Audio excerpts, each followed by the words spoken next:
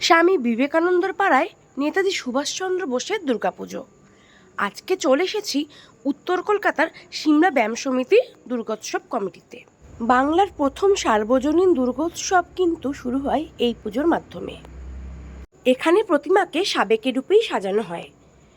স্বামী বিবেকানন্দের ভাই মহেন্দ্রনাথ দত্ত এই প্রতিমার অবয়ব পরিকল্পনা করেছিলেন এবং সেই রীতি মেনেই এখনো পর্যন্ত এই অলঙ্করণেই সেজে ওঠেন প্রতিমা।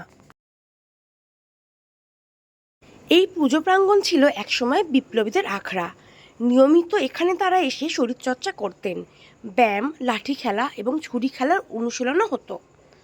1932 সালে যখন ব্রিটিশ সরকার এই পুজো বন্ধ করে দিল, তখন নেতাজি সুভাষচন্দ্র বোস এই পুজোর দায়িত্ব নিলেন। হ্যাঁ, নেতাজি সুভাষচন্দ্র বসু এই ক্লাবের সভাপতি ছিলেন। পদ্মশ্রী পুরস্কার প্রাপ্ত ভাস্কর শ্রী সনাতন রুদ্রপালের হাতে গড়ে ওঠে এখানকার প্রতিমা। এই ক্লাবের কুলদেবতা হলেন মহাবীর। মহাবীরের পুজো করার পরেই প্রতিমার পুজো শুরু হয়। সাবেকি গয়নায় সেজে উঠেছে আমাদের পাড়ার দুর্গা প্রতিমা।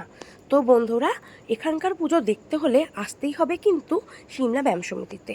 এটি হলো মায়ের পুরনো মূর্তি আর এখনকার মূর্তি, দুরকম ছবি আমি দিলাম। আমার এই ব্লগটা ভালো লাগলে অবশ্যই জানিও। সবার পুজো ভালো কাটুক।